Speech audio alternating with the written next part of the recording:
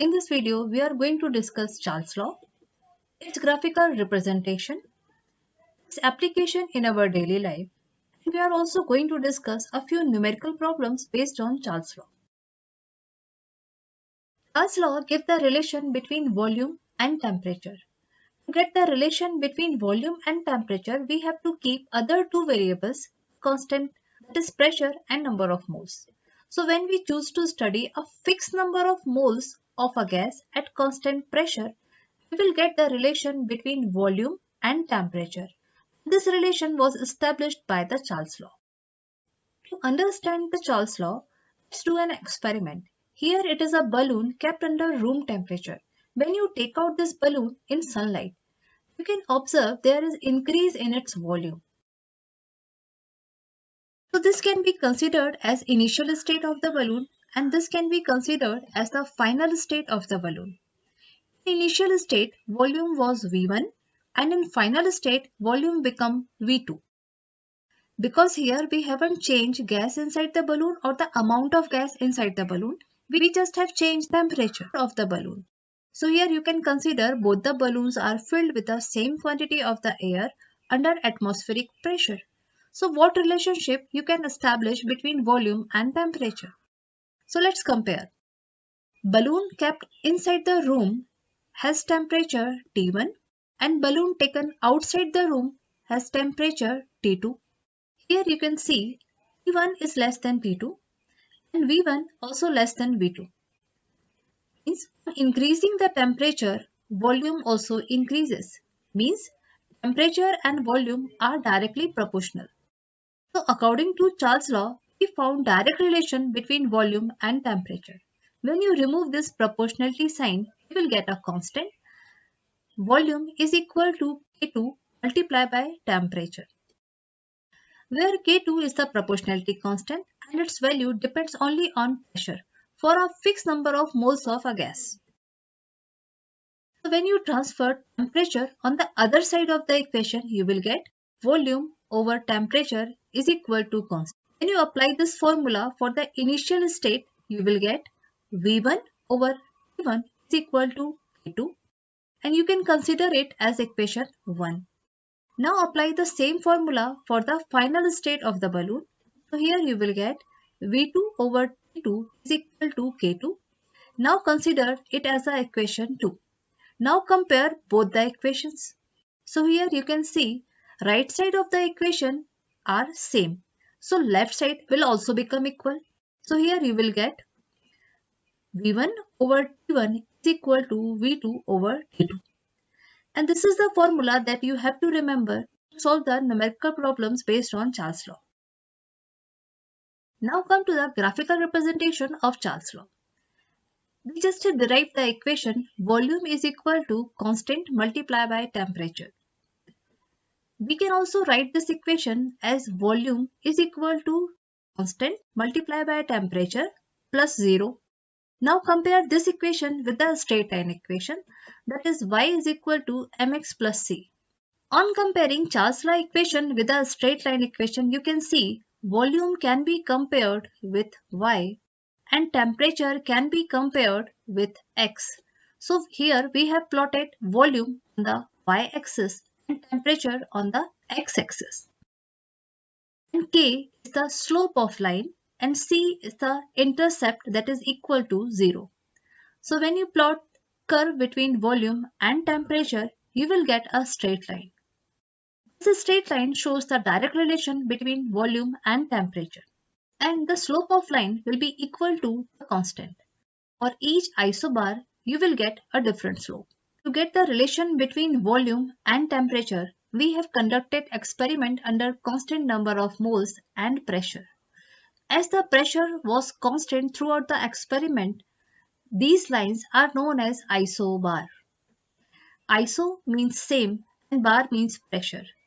As the pressure remained constant throughout the experiment, each line is known as isobars. And for different pressure, you will get different isobars. Here you might wonder why this line doesn't pass through the origin, even though the intercept is equal to 0. When we perform the experiment at P1 pressure, you will get this straight line. When we further increase pressure from P1 to P2, you will get another straight line with a smaller slope than before. When we further increase pressure from P2 to P3, you will get another straight line with much smaller slope than before. That means on increasing the pressure, slope of a straight line decreases, which means gas disobey Charles' law at higher pressure. Now let's see what will happen when we further decrease the temperature. When Charles extrapolated these isobars, he found that each line meet at temperature axis at temperature minus 273.15 degrees centigrade. At this temperature, what would be the volume of the gas? According to Charles' law, volume is directly proportional to temperature. That means when we decrease temperature, volume will also decrease. Means on decreasing the temperature, volume of gas keeps reducing. When we further decrease the temperature to 0 degree, volume should also become 0. And for the negative temperature, volume should also become negative. But the negative volume means gas doesn't exist.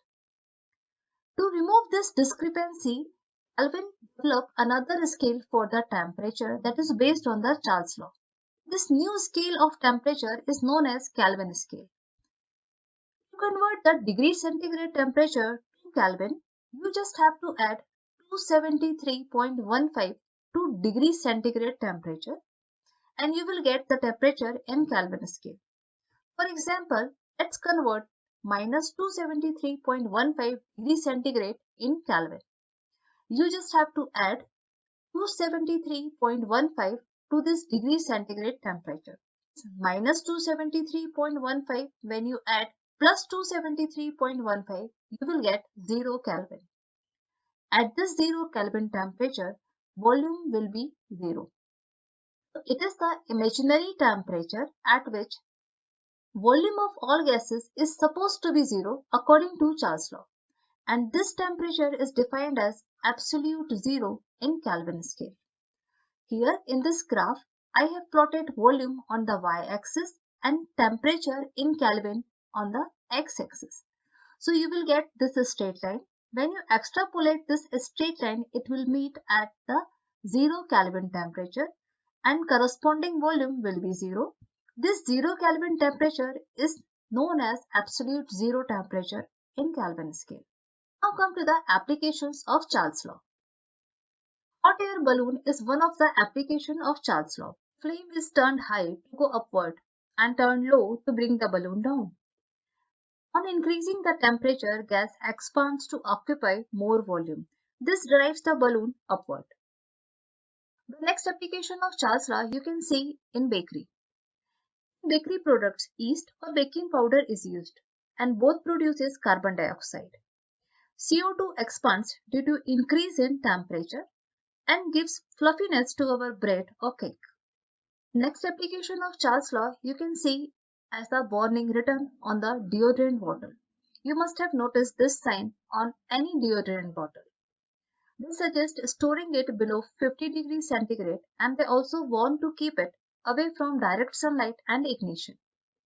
Because in higher temperature, volume of gas increases and if it reaches beyond the safe limit, it can burst the bottle. Now let's practice a few questions based on Charles' law. On a ship sailing in Pacific Ocean where temperature is 23.4 degrees centigrade, a balloon is filled with 2-liter air. What would be the volume of the balloon when the ship reaches Indian Ocean where the temperature is 26.1 degrees centigrade? So let's see what is given in the question. And always remember, you have to convert degree centigrade temperature to Kelvin scale. So what is given? T1 temperature is given 23.4 degrees centigrade and to convert it into Kelvin, you have to add 273. I just have round up the temperature and added 273 instead of 273.15. So when you add 273, you will get 296.4 Kelvin. T2 is given 26.1 degrees centigrade and again convert it by adding 273 to it. So you will get 299.1 Kelvin. V1 is given 2 liter and V2 we have to find out. We have the formula V1 over T1 is equal to V2 over T2. Here we have to calculate V2. To rearrange this equation, when you transfer T2 on the other side of the equation, you will get V2 will be equal to V1 multiplied by T2 over T1. Now place the values in this formula. So you will get 2 liter, that is V1 given in the question, multiplied by 299.1 Kelvin divided by 296.4 Kelvin. Kelvin and Kelvin will get cancelled out, and on solving this equation you will get volume will be equal to 2.018 liter. Now come to the next question. At what temperature in the Celsius scale volume of certain mass of gas at 27 degrees centigrade will be doubled, keeping the pressure constant? So what is given in the question? Given is given 27 degrees centigrade. Now convert it into Kelvin scale by adding 273 to it. So you will get 300 Kelvin. In the question it is given that volume of a certain mass of gas will be doubled. That means V2 will be double of V1. We can take it as 2V. Now we have to calculate T2. We have the formula V1 over T1 is equal to V2 over T2. Here we have to calculate T2. So let's rearrange this equation in the form of T2. So you will get T2 will be equal to T1 multiplied by V2 over V1. Now place the value in this formula. T1 is 300 Kelvin multiplied by 2V divided by V. Volume and volume will get cancelled out, and when you solve it you will get T2 will be equal to 600 Kelvin. But in the question, they have asked us to calculate the temperature in Celsius scale. So again we have to convert this temperature into Celsius by subtracting 273 from it. So you will get 327 degrees centigrade. So your answer will be 327 degrees centigrade.